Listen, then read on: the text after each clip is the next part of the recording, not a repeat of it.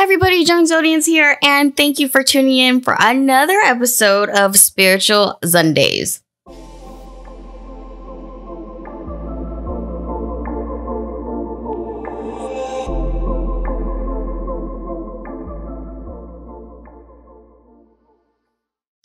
All right, we're going to kick the week off from January 13th through January 19th, right? We're going to experience 3 moon phases, which will be Aries from the 13th to 14th. And then we have Taurus from 15th through the 17th. And then we have Gemini from 18th to the 19th. So Gemini will take over the weekend, which is, befitting on only because I want to talk about the full moon that's coming up on the 21st.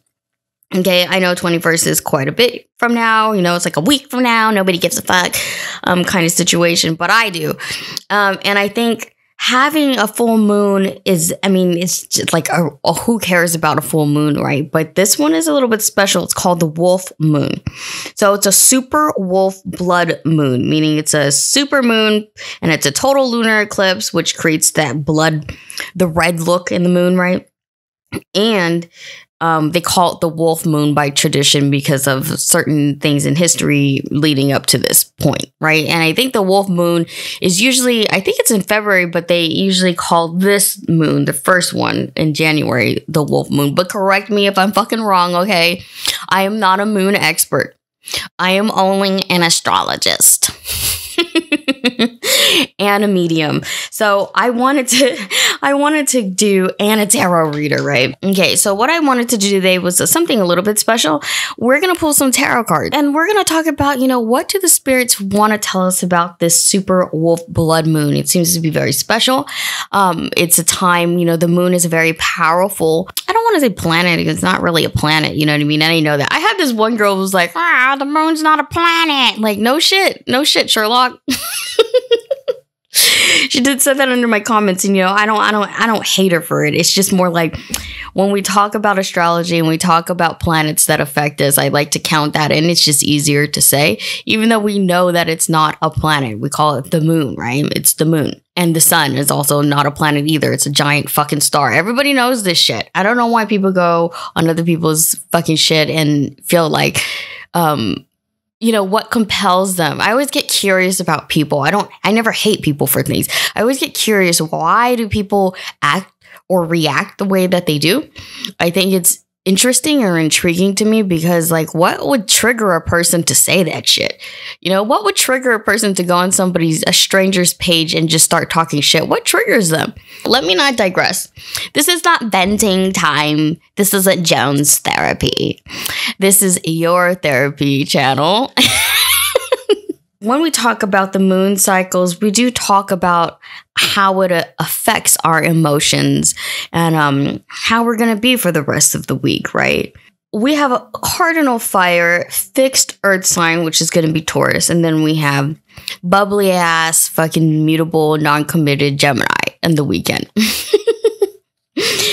We still have Mercury in Capricorn, which will last until sometime next week from the 24th, 25th, depending on your time zone, right? And then we still have Venus in Sagittarius, which will last all month. And we still have Mars in Aries, which will last all month. Now, when you look at these signs, you look at the energies in place here, you could tell which ones are compatible and incompatible with each other, right? Right now, we have Capricorn, Mercury, and Sagittarius, Venus. They're incompatible with one another. We have people who are still trying to fight for their family, trying to find a family, trying to, where do they fit in? Where is my status in life right now? We still have this type of thinking until after the 25th, which will go into Aquarius, right? We are also headed towards a very Aquarius season as well. So it's kind of strange because soon everything will kind of line up. Also, the super wolf blood moon, right? It actually happens during the time of one season going into another. So Capricorn season ends on the 20th. And then on the 21st, we have Aquarius season starting. So not only is it super wolf blood moon that we have to worry about, we have the transition from 2 zodiac signs, which is great though, because again, this is a time where a lot of people are feeling pressured and they've taken a lot of toxicities from 2018 that they're still trying to get over. They're still trying to find their place in this world, or there's added pressure for people to conform. There's a lot of these things happening where it's like, we're being forced to make do with what society wants to give us. That's where we're at right now. And I'm just going to say that.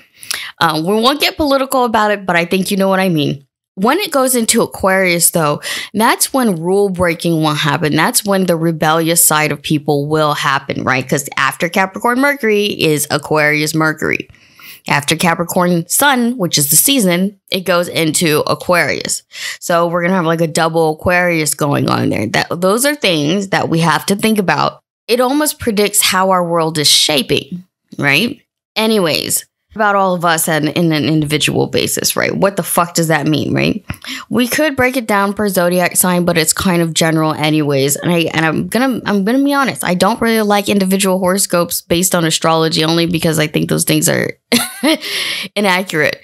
But only for me. I just want to say that only for me. I predict mostly with tarot cards. Okay, so let's go ahead and get into it. Let's figure out what the hell do the spirits want to tell us about this bloody moon. It makes me think of that Cardi B song. You know what I'm talking about. I would play it, but I feel like I might get in trouble. Copyright issues, you know what I'm saying? You gotta be super careful. All right. So if you're having a hard time right now, especially with Mercury and Capricorn, and you don't know your fucking place in this world, you don't know what you're doing with your life, then this week, it won't get any better for you. This is honest horoscopes. This is honest guidance for you, okay? Because it's not all rainbows and bubblegums and fucking unicorns and shit like that. It's not like that. And I'm not a fan of people who do give advice like that. All right, so let's go ahead and get into it. We got 3 cards. 1, boom, boom. So we have the 2 of Pentacles, and the 2 of Pentacles is associated with Capricorn. We have the Priest, which this card is associated with Taurus. And then we have the 4 of Chalices, which is associated with the zodiac sign Cancer. When I look at these cards and I look about, okay, these are 3 things that we need to focus on, it's pretty much everything that I've been saying. It's trying to find that stability, that family, that balance between 2 worlds, between yourself and between your family, right? This is what this transition means. We're talking about the blood moon for for people who have gotten lost, because sometimes I ramble and I don't mean to. So that's what the 2 of Pentacles means. It's trying to find a balance between 2 things, especially in the physical realm, right? And then when we have the Priest here, it has a lot to do with our spirituality, but since it's associated with Taurus, we still find ourselves trying to figure out, how do we proceed in this world? How do we proceed in the physical realm? And these are things that we have to do a lot of reflecting. We have to do meditation, but also it's taking action. Okay, it's not just like we're going to sit here and do nothing. No, for the sign of Taurus, we have to be able to take action after we've reflected on it. Because remember, this is a very patient sign and this is a very slow sign. And when I mean slow, I mean they're slow to decide because they have to be 100% sure about a situation before they take the risk, right? They're very cautious. Okay. This is a huge card to have. And if you're familiar with tarot cards, then you'll be familiar with the Priest. In this deck, it's called the Priest, but then in other card decks, it's called the Hierophant. Now we have the 4 of Chalices. So when we see the 4 of Chalices, again, associated with the zodiac sign Cancer, we're seeing, again, this all relates to family. This all relates to emotional attachments. Who are we? What do we want to do? What is most meaningful to us? Now, when we have that strong transition or the eclipse from Capricorn into Aquarius, these are things that we have to take with us into the future. It's almost like a lot of people, what I feel or sense is that I feel like a lot of people are going to wake up and be like, I fucking get it. I get it now. I get what I have to do now, right? I get my purpose in life now. We're seeing a lot of people struggle from this time before the moon, right? Before the 21st, we still see a lot of people like struggling, where what do they have to do to get ahead in life? And then after the 21st, it seems like people are just like, oh, okay. Like that stress just kind of melts away, especially in an Aquarius where it's super chill. And, not just chill, but it's more like, I want to break rules. I want to be an innovator. I want to be more creative. I want to do something that nobody's going to think of, right? But if you don't meditate on these things before it happens, then guess what? You've wasted your energy doing a whole bunch of fucking nothing. So we don't want that to happen for you. Okay, there's still time for you to get your shit together and really put into place what your intent is going to be. And I know I said that in the last episode, but it carries over into this one because that was only a week ago, you guys. It wasn't that long ago. So it's important for people to kind of think about where or who they want to be for their family. That's really what it means. What do you want to be? Who do you envision yourself to be? Who do you want to be with? Think about your definition of love and relationships and what does it really mean to you? Are you in the right relationship right now, right? Is this a relationship that will benefit you in the future? Is this a relationship that is toxic? Can you have a family? Can you not have a family? These are things that we're all thinking about, which is adding more pressure to you to conform, to find traditions, to find value in all that you do. You know what I'm saying? So Capricorn's motto is I use. And right now, again, we're still in a very Capricorn kind of time until it shifts into Aquarius. And I'm seeing a lot of people crack because they're just like, I can't handle it. And that's on you.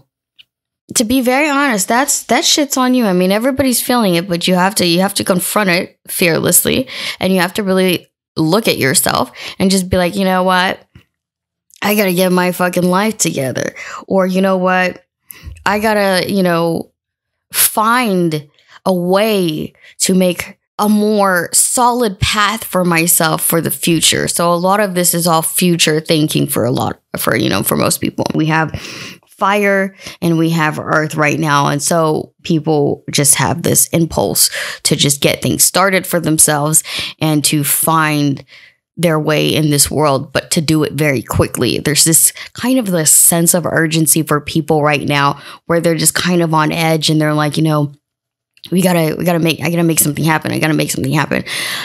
Now, when you're in the midst of all this like chaos, it's the best time to just discipline yourself and find the peace within your life, to find peace in all this chaos and just clear your soul. Cleanse that shit.